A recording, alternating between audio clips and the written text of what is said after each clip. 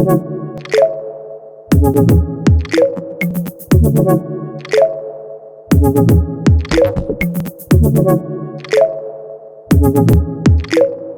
this impact learning series, we'll talk about impact investments, measuring social impact right way. Hi, my name is unbiased. Today in this video, we'll talk about why measurement is important in impact investing, what are the challenges of measuring the impact today, and how we can improve from here onwards. So, first of all, why should we measure impact for the impact investing?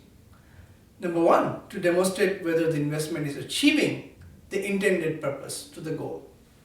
Secondly, to increase the engagement and motivation of all the stakeholders. Fundamentally, impact is all about stakeholders, and if you don't really engage them in outcome creation process, you're not going to achieve the best results. Sharing the unbiased data that can serve as the bigger purpose of mobilizing additional capital and high impact investments. And lastly, it can also support investors and advisors to better allocate their resources. So there are 4 stages of impact investing from investor's eye. First one typically starts by estimating impact by performing during the pre-investment period. Second stage is planning for impact, and that process typically designed during the deal negotiation period. And once investment has been made, the investors and investee agree on monitoring impact throughout the life cycle when investors is invested until exit. And when you are exiting, you are evaluating impact once every investor is complete out. However, there are fundamental things that are really not working very well. Impact investing and impact measurement management are 2 sides of coin. But this current approach we have today is quite fragmented and incoherent. While there are many standards and frameworks and tools, even the methodology for certification has been established, that fragmentation of standard itself has created a very inconsistent approach for every asset manager we have looked at. Today, in fact, there is a trend where, according to Jin, the impact investing industry is experiencing significant momentum. But major firms and large, small, who are entering the impact investing markets every week, the industry has received swell of support from governments and academics. But the big challenge here is that 66% investors are concerned about impact washing. And 35% of investors are concerned about comparing and validating impact results. Without them, it's very difficult to make better decisions for them. So, how can you really actually find out that an investors or investees doing impact washing?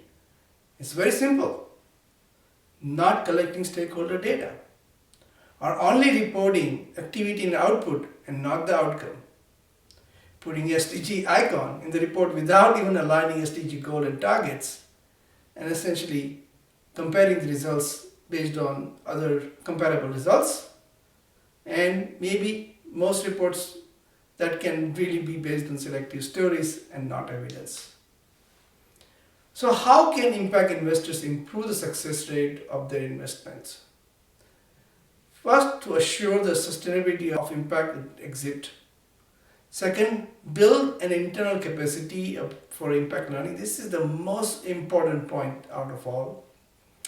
And then optimize social impact along the financial profit. It is important to understand that the impact is not a one-time process. It's a continuous iterative process. And in every cycle, you're going to be learning from the impact dimensions of stakeholders, continue to improve every year after year. And for that matter, OPIM, Operation Principle Impact Management, has come up with the 9 principles for strategic intent, origination and structuring, portfolio management, and impacted exit. One of the key principles there is the very important that to assess expected impact at each investment based on systematic approach. And that can be only achieved by improving the capacities of each investees and not simply by demanding metrics during the term sheets. So why are the organizations actually not measuring the impact?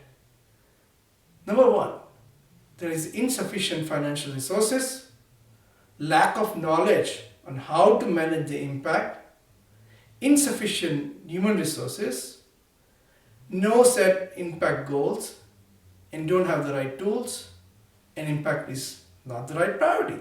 It can be any of this thing can really throw off the whole impact bandwagon. Actually, there are a lot of benefits to the investors that is above and beyond impact management. And the most important to that is that by going through impact management, they are likely to achieve fastest product market fit. In fact, impact measurement management is no different than product market fit, because without engaging stakeholder and outcome and maximizing it, you are not going to be able to do that. And in order to do that, obviously you have to make sure that you have create access the market opportunity, you connect with the stakeholders, you enhance and scale the operations, gather the insights from the clients, and design the product and services that with the brand that can really create you long-term scalable business model for you. Unfortunately, today's impact measurement is complex. Oftentimes we see enterprises with a 15 plus outcome and very resource heavy with the endless analysis. In fact, as soon as you see the theory chain with many outcomes, that's a red flag. So stop doing that. Make sure the theory chain has a one goal, which is really focusing on impact experiments, which we have talked about in several other videos on how to maximize it. So here's how you can maximize impact as an impact fund. Make sure you collect the necessary data, make evidence-based impact decisions, increase entrepreneurs' capacity, encourage transparency and stakeholder data, and share your insights with others and maximize the impact. We have this series dedicated to impact experiments, and we've been sharing a lot of examples from many entrepreneurs on how to maximize impact. And the key to that is impact experiment is designed as small, short, frequent experiments with a key immediate outcome, designing towards stakeholder survey when you have sufficient number of response rate possibility, aligning with the 5 dimensions of impact, and using platform like Impact Cloud to get further insights based on qualitative and quantitative data analysis. So as you do that, very important that you focus as an investor to not aggregate data results across the portfolio, but focus on your additionality and not the impact data aggregation. Secondly, make sure that your data collection process is aligned towards what, who, how much contribution and risk. And it's one of the most important questions is making sure that your organization is serving the right demographics. Make sure the mission clearly aligns with the demographics you want to serve: race, ethnicity, socioeconomic conditions, location, etc.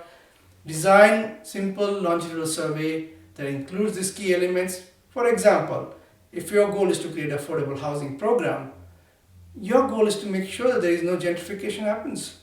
If you continue to focus on financial profitability at the expense of stakeholder, chances are actually you're going to end up creating negative social impact, and you may have to wind up your investments quite early.